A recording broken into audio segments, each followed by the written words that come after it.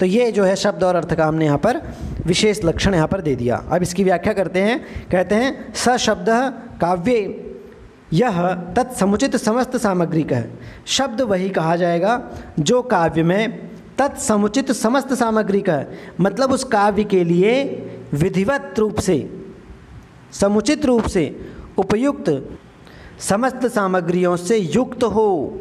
ठीक है, मतलब काव्य में वही शब्द प्रयोग किया जाना चाहिए या वास्तव में उसी को शब्द कहा जाना चाहिए, वही शब्द है जो उस काव्य के लिए विधिवत उपयुक्त समस्त सामग्रियों से, समस्त तत्वों से क्या हो, युक्त हो। ठीक है, तो कीदृक् वो शब्द कैसा होगा, तो कह रहे हैं विवक्षितार्थक वाचक है, कि कवि जिसको कहना चाहता है, ठीक है, उस विवक्षित अर्थ का एकमात्र वाचक वह शब्द हो, उस विवक्षित अर्थ को कहने वाला एकमात्र वह शब्द हो, वह शब्द ही वास्तव में शब्द कहलाया जाएगा। अर्थात विवक्षितो यो असौ वक्तुम इष्टो अर्थः तद एक वाचक है। मतलब विवक्षित, विवक्षित का मतलब यो असौ वक्तुम इष्टः, जो हम कहने के इच्छुक हैं, जो वह कवि कहने का इच्छुक है। ठीक है, जो कहने के लिए कवि का अभीष्ट अर्थ है, जिस अर्थ को, जिस अभीष्ट अर्थ को कहने वाला जो एक शब्द है, उस शब्द, उस अभीष्ट अर्थ को कहने वाला एक जो वाचक शब्द होगा, ठीक है, वह ही विवक्षितार्थक वाचक है शब्द कहलाएगा, वह ही वास्तव में शब्द कहलाएगा। जो विवक्षित अर्थ का मात्र एक वाचक शब्द होगा वही वास्तव में शब्द कहलाई जाएगा। मतलब तस्य एकः केवल एव वाचक है, अर्थात केवल उस एक वाचक, मतलब उसका, उस अभीष्ट अर्थ का, उस विवक्षित अर्थ का एकमात्र वाचक जो होगा, शब्द जो होगा, उसी को वास्तव में शब्द कहा जाएगा। ठीक है, तो कह रहे हैं कैसे वो वाचक एकमात्र वो कैसे होगा, तो कह रहे हैं अन्येषु सत्स्वपि, मतलब अन्य के रहने पर भी, अर्थात अन्य शब्दों के रहने पर भी, अर्थात अपरेषु तद्वाचकेषु बहुस्वपि विद्यमानेषु, अन्य भी बहुत सारे शब्दों के विद्यमान रहने पर, उपस्थित रहने पर, वह जो एक शब्द उस विवक्षित अर्थ को बताने में समर्थ होगा, ठीक है, जो उस विवक्षित अर्थ को बता पाएगा वही जो है वास्तव में शब्द कहलाया जाएगा। उस अर्थ को बताने के लिए अनेक शब्द वहाँ पर उपस्थित होंगे, ठीक है, अनेक शब्द विद्यमान होंगे, लेकिन वास्तव में उस विवक्षित अर्थ को जो बता पाएगा, उसके सबसे करीब जो होगा वह जो है, वह शब्द जो है वास्तविक शब्द कहलाया जाएगा। इसलिए तथा च सामान्यात्मना वक्तुम अभिप्रेतो यो अर्थः तस्य विशेषाभिधायी शब्दः स सम्यक वाचकतां न प्रतिपाद्यते।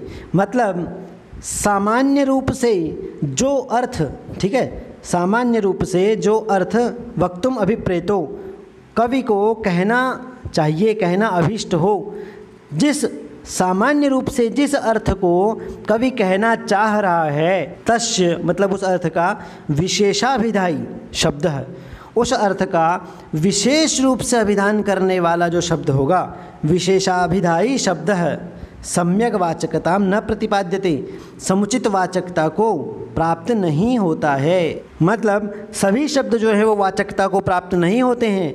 अगर कवि सामान्य रूप से किसी अर्थ को बताना चाह रहा है और वहाँ पर विशेष शब्द आकर उसके अर्थ को बता रहा है, तो वहाँ पर वह वाचकता को प्राप्त नहीं होगा।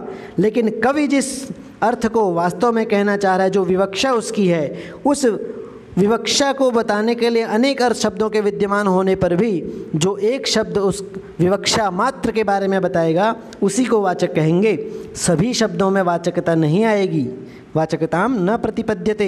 अगर कवि सामान्य रूप से किसी बात को कहना चाहता है, ठीक है, सामान्यात्मना वक्तुम अभिप्रेतो, यदि कवि सामान्य बात को, कॉमन चीज़ को ऐसे कहना चाहता है और वहाँ पर उस अर्थ को बताने के लिए कोई विशेष शब्द आ गया, तो उसको वाचकता प्राप्त नहीं होगी। ठीक है, लेकिन यदि कवि किसी विशेष बात को, विवक्षित अर्थ को बोलना चाह रहा है, ठीक है, और उसको बताने के लिए कोई विशेष शब्द वहाँ पर आ रहा है, अनेक शब्दों के विद्यमान होने के बावजूद, तो वही शब्द वास्तव में वाचकता को, शब्दता को प्राप्त होगा। और इसका उदाहरण देते हैं, कहते हैं कल्लोल वेलित दृशत परुष प्रहारै रत्नान्यमूनि मकराकर मावमस्था किम कौस्तुभेन भवतो विहितो न नाम यांचा प्रसारित करह पुरुषोत्तमोपि। ठीक है, अब यहाँ पर बड़ा सामान्य सा यह श्लोक दिया है बहुत सामान्य इसका अर्थ है। कह रहे हैं कल्लोल वेलित दृशत परुष प्रहारई, मतलब तुम्हारे जो लहरें हैं, ठीक है, हे मकराकर, हे समुद्र, तुम्हारी जो लहरों से वेलित, तुम्हारी लहरों से जो लुढ़कते हुए जो पत्थर हैं, ठीक है, दृशत परुष प्रहार, उन पत्थरों के कठोर प्रहारों से, ठीक है, तुम्हारे लहरों से लुढ़कते पत्थरों के कठोर प्रहारों से तुम इन रत्नान्यमूनि अमूनि रत्नानि, तुम इन रत्नों का तिरस्कार मत करो। मावमस्था, इन रत्नों का तिरस्कार मत करो, ठीक है, न करो, क्योंकि जो तुम्हारे अंदर ही जो रत्न पहले से विद्यमान हैं, समुद्र को रत्नाकर भी कहा गया है, क्योंकि समुद्र में अनेक प्रकार के रत्न पाए जाते हैं। तो कहने कि इन लुढ़कते हुए पत्थरों के कठोर प्रहारों से अपने अंदर स्थित जो रत्न है तुम्हारे, उन रत्नों का अपमान मत करो, क्योंकि ये रत्न ही है, ठीक है।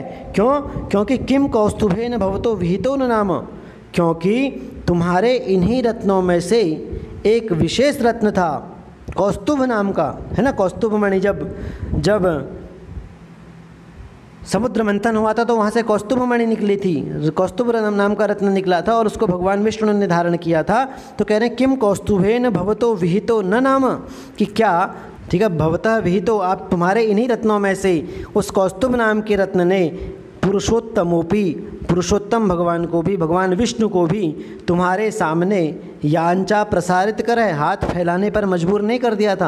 क्या तुम्हारे सामने याचक नहीं बना दिया था? मतलब उस रत्न को भगवान विष्णु ने धारण कर लिया, इसका मतलब भगवान विष्णु जो है समुद्र के आगे याचक बन गए। तो कह रहे हैं कि तुम अपने इन कठोर प्रहारों से, लुढ़कते हुए पत्थरों के कठोर प्रहारों से अपने में वर्तमान, अपने में स्थित इन रत्नों का तिरस्कार मत करो, क्योंकि तुम्हारे ही एक रत्न कौस्तुभ ने भगवान विष्णु को तुम्हारे सामने याचक नहीं बना दिया था, फैलाए हुए हाथों वाला नहीं बना दिया था। मतलब तुम्हारी एक कौस्तुभ मणि ने पुरुषोत्तम को तुम्हारे सामने याचक बना दिया। अतः ये रत्न तुम्हारे लिए बहुत महत्वपूर्ण हैं और तुम्हें उनका तिरस्कार नहीं करना चाहिए। अब यहाँ पर ये जो वर्णन किया गया है इसमें एक दोष है, और वो दोष कौन सा है? प्रक्रम भंग दोष है। प्रक्रम भंग दोष क्या होता है कि जैसा प्रारंभ होगा वैसा ही उपसंहार भी होगा। यदि प्रारंभ में और उपसंहार के वर्णन में विषमता होगी तो वहाँ पर प्रक्रम भंग नाम का दोष हो जाता है, ठीक है। जैसा प्रारंभ होगा वैसा उपसंहार न हो तो वहाँ पर प्रक्रम भंग दोष होता है, ठीक है। और वही दोष यहाँ पर भी है। अब यहाँ पर ये कहना क्या चाह रहे हैं? कह रहे हैं कि कल्लोल वेलित दृशत परुष प्रहारे रत्नानि अमूनि। अब यहाँ पर सभी रत्नों को ले आए, इन रत्नों का तिरस्कार मत करो। सामान्य रत्न मतलब जितने भी कॉमन रत्न हैं, सभी रत्न इसी कैटेगरी में आ गए। समुद्र के अंदर जितने भी प्रकार के रत्न हैं उन सभी रत्नों का वर्णन शुरुआत में किया गया, उन सभी रत्नों के वर्णन से प्रारंभ किया गया, ठीक है। लेकिन जब इस काव्य का, लेकिन जब इस श्लोक का उपसंहार करने की बारी आई तो उन सामान्य रत्नों में से एक विशेष रत्न को ले लिया, कौस्तुभ। कौस्तुभ जो है एक सामान्य रत्न नहीं है, कौस्तुभ एक विशेष रत्न हो गया, उसका नाम ले लिया। तो जब विशेष रत्न को ले लिया तो फिर यहाँ पर ये प्रक्रम दोष हो गया, प्रक्रम भंग नाम का दोष हो गया, क्योंकि आपने सामान्य रत्नों की बात शुरू करी थी और ख़त्म आप एक विशेष रत्न पर कर रहे हो। ख़त्म भी आपको सामान्य रत्नों पर ही करना चाहिए था, ठीक है। तो ये यहाँ पर एक दोष हो गया। उसी बात को बताते हुए कह रहे हैं कि अत्र रत्न सामान्योत्कर्षाभिधायनम उपक्रांतम, मतलब यहाँ पर रत्न सामान्य से, रत्न सामान्यों के उत्कर्ष से यहाँ पर बात को शुरू किया गया था, ठीक है। रत्न सामान्य के उत्कर्ष को बताने वाले वृत्तांत का वर्णन प्रारंभ किया गया था, ठीक है। कौस्तुभेन इति रत्न विशेषाभिधायी, और कौस्तुभ नाम का जो रत्न है ये तो एक रत्न विशेष है, रत्न विशेष का अभिधान करता है, रत्न विशेष का वाचक है। और उस रत्न विशेष के शब्द तद विशेषोत्कर्षाभिधानम उपसंहरती थी, और आपने इसका उपसंहार जो है वो एक विशेष रत्न के उत्कर्ष का अभिधान करते हुए किया, ठीक है। प्रारंभ आपने रत्न सामान्य की बात की, रत्न सामान्य के उत्कर्ष का वर्णन किया प्रारंभ में, और उपसंहार में आपने एक रत्न विशेष का वर्णन कर दिया। तो इससे क्या हो गया?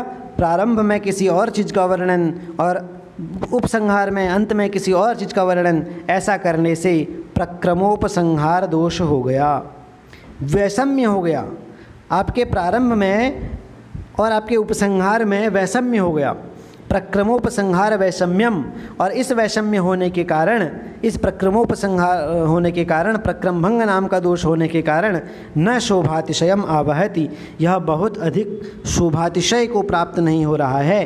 ठीक है, मतलब यह काव्यविदों के आह्लाद को उत्पन्न करने वाला नहीं हो रहा है, अत्यंत शोभाकारी, अत्यंत अच्छा, अतिशय वर्णन यहाँ पर यह नहीं लग रहा है, उसको प्राप्त नहीं करता। ठीक है, तो पूर्व पक्ष ने कहा अच्छा, यह कश्चिद विशेषो गुणग्राम गरिमा विद्यते स सर्वसामान्येपि संभवति एव इति। ठीक है, मतलब यह जो विशेष का, किसी विशेष, कश्चिद विशेषो, यह किसी विशेष में जो गुणग्राम गरिमा, जो उस किसी विशेष में जो कोई भी गुणवर्ग का गौरव है, जिस किसी भी गुणों का, जिन किसी भी गुणों का वर्णन किया गया है, उनकी गौरवता का वर्णन किया गया है, उनकी उत्कृष्टता का वर्णन किया गया है, तो विशेष में जो गुणों का गौरव विद्यमान रहता है, सभी सामान्यों में भी वही गुण का गौरव विद्यमान होने की संभावना होती है। सभी सामान्यों में भी वह विशेष, वह गुण वर्ग का गौरव, उन गुणों का विशिष्टत्व, ठीक है, उन गुणों की विशेषता उन सामान्य चीज़ों में भी विद्यमान रहती है। ठीक है, यह कश्चित विशेष गुणों गुणग्राम गरिमा विद्यते, कि विशेष, किसी विशेष में जो गुणों की गरिमा विद्यमान रहती है, वह सभी सामान्य वस्तुओं में भी संभावित हो सकती है, वह गुणों की गरिमा सामान्य वस्तुओं में भी रहती है। तो पूर्व पक्षी ने ऐसा कहा, तो कुंतक ने कहा नहीं, आप ऐसा नहीं कह सकते, न च एतद् वक्तुम शक्यते, आपका यह कहना उचित नहीं है। क्यों? क्योंकि यस्मात् वाजिवारण लोहानाम काष्ठपाषाण वाशसाम नारी पुरुष तोयानाम अंतरम महद अंतरम। मतलब आप ऐसा नहीं कह सकते कि जो विशेष में जो गुणों का गौरव है वह सामान्य रत्नों में भी हो सकता है, सामान्य वस्तु में भी हो सकता है। वह इसलिए नहीं हो सकता क्योंकि वाजी वारण लोहानाम, वाजी माने अश्व, वारण माने हाथी, लोहा, लोहाना माने लोहा, लौह, काष्ठ लकड़ी, पाषाण माने यही पत्थर, मणि, रत्न आदि, और वाससा माने वस्त्र। तो घोड़ों में, हाथियों में, लौह में, धातुओं में मतलब, और काष्ठ में, लकड़ियों में, रत्न आदि पाषाण में, वस्त्रों में, नारी में और पुरुष में भी, और तोय माने पानी में भी समान जाति होने के बावजूद महान अंतर पाया जाता है। अंतरम महद अंतरम, बहुत अंतर, बहुत बड़ा एक महान अंतर पाया जाता है। दो स्त्रियों में महान अंतर पाया जाएगा, दो मणियों में महान अंतर पाया जाएगा, दो घोड़ों में अंतर पाया जाता है। तो ये आप नहीं कह सकते कि जो विशेष में होगा वही सामान्य में भी होगा, जो गुण विशेष के होंगे वो सामान्य के गुण भी होंगे, ऐसा आप नहीं कह सकते, क्योंकि इस प्रकार का अंतर यहाँ पाया जाता है। तस्मात् एवं विधे विषये, तो इस प्रकार यहाँ इस विषय में भी सामान्य अभिधायेव शब्द है। ठीक है, यहाँ पर विषय में भी सामान्य अर्थ को यदि कवि कहना चाहेगा तो वहाँ पर सामान्य शब्द के द्वारा ही उसका वर्णन करना चाहिए, और यदि विशेष अर्थ को कवि, विवक्षित अर्थ को यदि कवि कहना चाहेगा तो वहाँ पर विशेष शब्द का प्रयोग किया जाना चाहिए। यहाँ पर आप जो ये वर्णन कर रहे थे, सामान्य मणियों के गुण गौरव का वर्णन कर रहे थे, लेकिन आपने कौस्तुभ नाम के विशेष मणि का वर्णन करने पर आ गए, तो ये आपने गलत कर दिया। और सामान्य अभिधाय्य शब्द है, इसलिए सामान्य अर्थ का वाचक जो शब्द होगा वही सहृदय हृदय हारिताम प्रतिपद्यते, वही सहृदय के हृदय को हरण करने की क्षमता रखता है। ठीक है, और एक चीज़ मैं आपको और बताता हूँ, कह रहे हैं कुंतक कि जो आपने ये वर्णन किया, आप यहाँ पर सामान्य शब्द का प्रयोग करके इसको मनोहारी बना सकते थे, ऐसा नहीं है, आप इसको बना सकते थे। कैसे बना सकते थे? तथा च अस्मिन् प्रकृते पाठांतरम सुलभमेव, और तुम्हारे इस जो वर्णन आपने यहाँ पर किया है कि किम कौस्तुभेन भवतो विहितो न नाम, यहाँ पर कौस्तुभ मणि का विशेष विवेचन आपने कर दिया, विशेष रत्न का विवेचन आपने कर दिया। मैं आपको बताता हूँ कि आप यहाँ पर सामान्य शब्द का प्रयोग करके भी इसको मनोहारी बना सकते थे। आप यहाँ पर ये भी कह सकते थे, ठीक है, अस्मिन् प्रकृते, इस श्लोक में पाठांतरम एक दूसरा पाठ रख देते जो कि आपके लिए बड़ा ही सुलभ था, और वो पाठ ये है कि आप किम कौस्तुभेन भवतो विहितो न नाम की जगह ये कह देते कि एकेन किम न विहितो भवतः स नाम, कि उस एक मणि के कारण ही, ठीक है, यहाँ पर आपको जो आपने कहा कौस्तुभ मणि के कारण ही भगवान विष्णु जो है आपके सामने याचक बन गए, तो आप यहाँ पर ये कह सकते थे कि एक मणि के कारण ही, जिससे आपका यह अर्थ भी जो है अभिहित हो जाता और किसी प्रकार का दोष भी नहीं आता। लेकिन आपने इस शब्द का प्रयोग किया नहीं, आपने कौस्तुभ विशेष शब्द का प्रयोग कर दिया और इससे आपके उसमें प्रक्रमोपसंहार वैषम्य दोष आ गया। ठीक है, तो वही यहाँ पर बताने का प्रयास किया गया कि जहाँ पर जो शब्द वही कहलाया जाएगा कि जो कवि की विवक्षा पर आधारित होगा। कवि जिस चीज़ को कहना चाह रहा है उसी अर्थ को बताने के लिए अनेक शब्दों के विद्यमान रहने पर भी जो एक शब्द उस विवक्षित अर्थ को बताने का सामर्थ्य रखता है वही वास्तव में शब्द या वाचक कहलाता है। यदि कवि सामान्य रूप से बात को कह रहा है तो उसका वाचक सामान्य शब्द ही होना चाहिए, और यदि कभी विशेष बात को कह रहा है तो उसका वाचक विशेष शब्द ही होना चाहिए। यही कहने का यहाँ पर पूरा तात्पर्य था। अब यहाँ कहते हैं कि यत्र विशेषात्मना वस्तु प्रतिपादयितुम अभिमतम तत्र विशेषम अभिधायकम एव अभिधानम निबध्नन्ति कवयः। ठीक है, कवयः माने कवि लोग, जो कवि होते हैं वे जहाँ पर उन्हें वस्तु का विशेषतया प्रतिपादन करना होता है, विशेषात्मना वस्तु प्रतिपादयितुम अभिमतम, जहाँ पर उन्हें विशेष रूप से किसी वस्तु का प्रतिपादन करना होता है, वहाँ पर कविगण जो हैं, वहाँ पर ये कवि लोग विशेष अभिधायकम एवं अभिधानम निबध्नन्ति, वहाँ पर ये कवि लोग विशेष के ही उस अभिधायक शब्द का अभिधान करते हैं। मतलब जहाँ पर सामान्य शब्द का कहने का अभिप्रेत उनको होगा, जहाँ पर सामान्य शब्द वो कहना चाहते होंगे वहाँ पर वो सामान्य शब्दों का प्रयोग करते हैं, और जहाँ पर विशेष शब्द का प्रतिपादन वो करना चाहते हैं, जहाँ पर उन्हें किसी विशेष का वर्णन करना होता है तो उसके लिए वे विशेष शब्द का अभिधान ही करते हैं, विशेष शब्द का चयन ही करते हैं। अब यहाँ पर एक उदाहरण ये दे रहे हैं, कालिदास का महाकाव्य कुमार संभव जो है उसके पंचम सर्ग से ये उदाहरण है। ठीक है, उस समय का वर्णन है इसमें जब भगवान शिव जो हैं वो ब्रह्मचारी के रूप में पार्वती की परीक्षा के लिए तपोवन में आए हैं, और भिक्षु के रूप में भगवान शिव जो हैं वो स्वयं अपनी ही निंदा कर रहे हैं। ठीक है, और इस तरह से निंदा करते हुए वह शिव में पार्वती के अनुराग को व्यर्थ बता रहे हैं। कहते हैं कि द्वयम गतम संप्रति शोचनीयताम समागम प्रार्थनाया कपालिनः कलाच साकांतिमति कलावत स्तमस्य लोकस्य च नेत्र कौमुदी। ठीक है, कह रहे हैं तुम दोनों ही प्राप्त हो गई हो, द्वयम गतम संप्रति माने इस समय तुम दोनों ही प्राप्त हो गई हो शोचनीयता को, एक शोचनीय परिस्थिति को प्राप्त हो गई हो, एक चिंतनीय परिस्थिति को प्राप्त हो गई हो। चिंतनीय परिस्थिति में अपने आप को तुमने डाल लिया है। तुम दोनों कौन कौन, एक तो कला मतलब चंद्रमा की कला जो है एक वो, और एक त्वम माने एक तुम पार्वती। ठीक है, कला कैसी है, साकांतिमती कलावतः, मतलब उस कलावान वो जो चंद्रमा है उस चंद्रमा की कांतिमती कांति से युक्त, शोभा से युक्त, ठीक है, चांदनी से युक्त वह जो कला है, एक तो वह कला और एक इस संसार के नेत्र की कौमुदी, इस संसार की आँखों में चमक पैदा करने वाली तुम। ठीक है, इस संसार के आँखों के लिए सबसे बड़ा चंद्रमा, सबसे सुंदर तुम जो हो। ठीक है, इस संसार के आँखों के लिए सबसे सुंदरतम तुम जो हो।